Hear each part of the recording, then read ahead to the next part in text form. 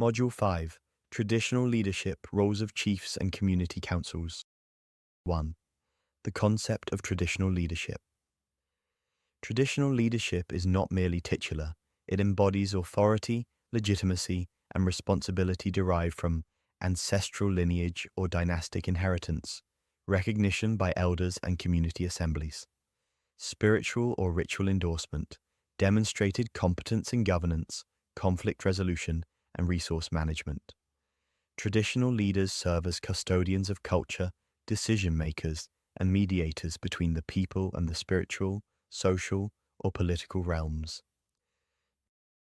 2. Roles of chiefs. Chiefs are central figures in traditional governance with multi-dimensional roles. Political role, represent the community in inter-community and state-level negotiations.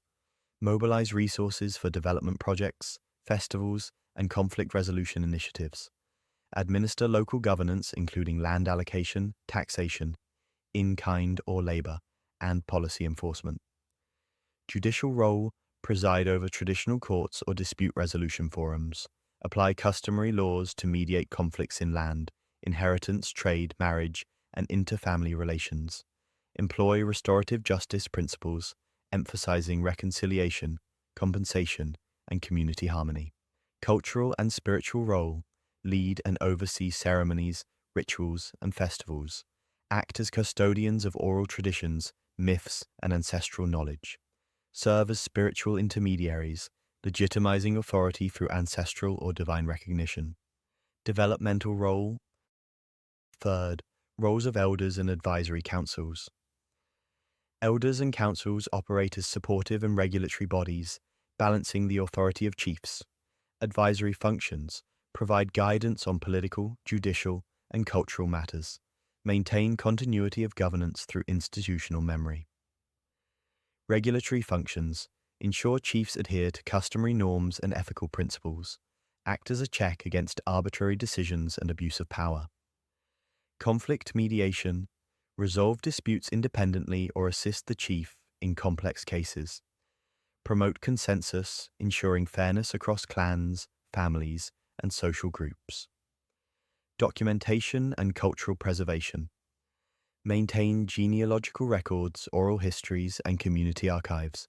Safeguard rituals, customs, and societal codes of conduct. 4.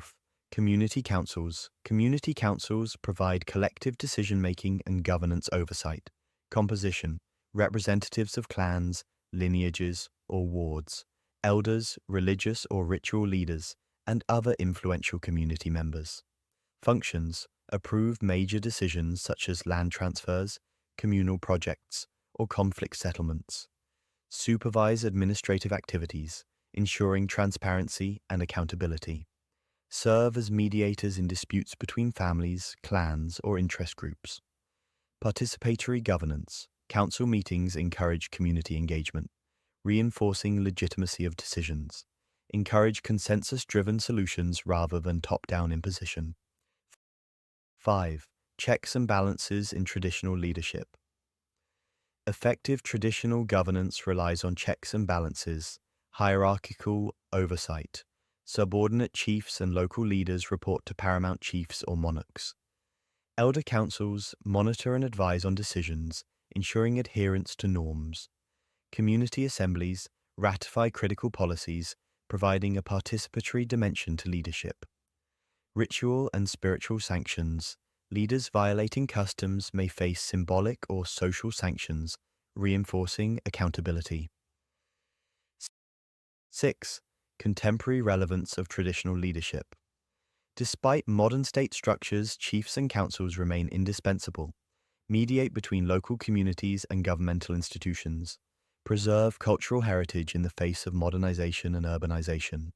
Promote development through mobilization of communal labor, resources, and advocacy.